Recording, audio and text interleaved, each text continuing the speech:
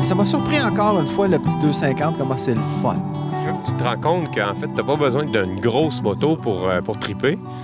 Moi, en tout cas, ça faisait... c'est la deuxième journée de moto, là. Puis ça, là, ça m'a remis dedans, vraiment. Puis le paysage est incroyable à l'automne, là. C'est vraiment, là... c'est pas le Dragon's Tail du Québec, mais c'est pas loin.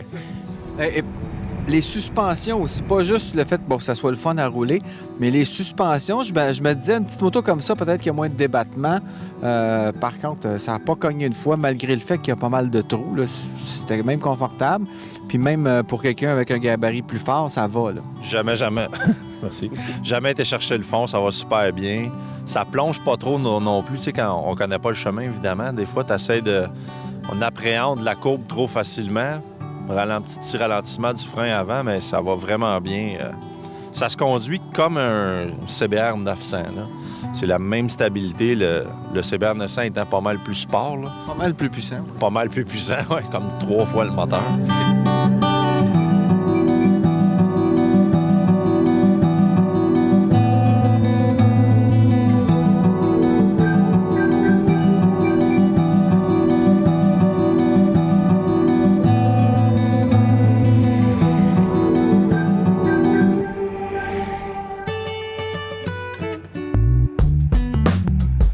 Je dirais que c'est sûr que c'est plus facile avec une route d'asphalter qu'avec plusieurs milliers de routes.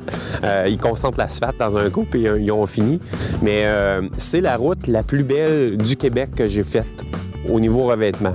Même au niveau qualité, c'est quand même bien. Il y en a d'autres qui ont des belles courbes, etc. Là. Moi, je connais même des gens dans ma famille qui ont arrêté de faire de la moto à cause des revêtements au Québec. Bien, ici, il n'y a aucun danger. Là. Aucun danger. Il y a quelques petits tronçons qui n'avaient pas été refaits. Tout le reste, c'est de la belle asphalte, neuve. Il y a quelques petits trous, mais je ne sais pas. C'est des petites bosses, là. Ça n'a rien à voir avec toute l'Est du Québec. C'est l'asphalte qu'on n'a pas à Montréal.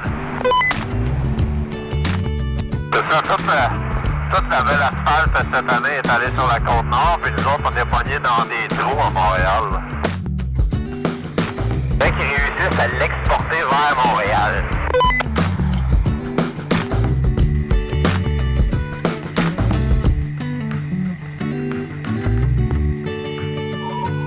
Quand t'as l'impression qu'en arrêtant, tu vas juste tomber sur le côté avec ta moto parce que t'es gelé partout.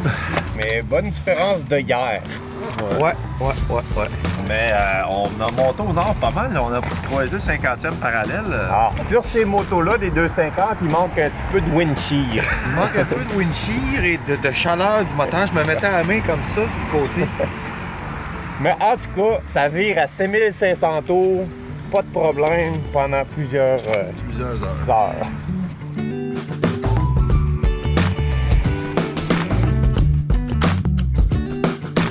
Ça serait pas vraiment le temps de me dévoiler nu à la télé. Parce que je suis comme, d'après moi, pas à mon meilleur. Et ton meilleur est pas probablement... Hey, coupe.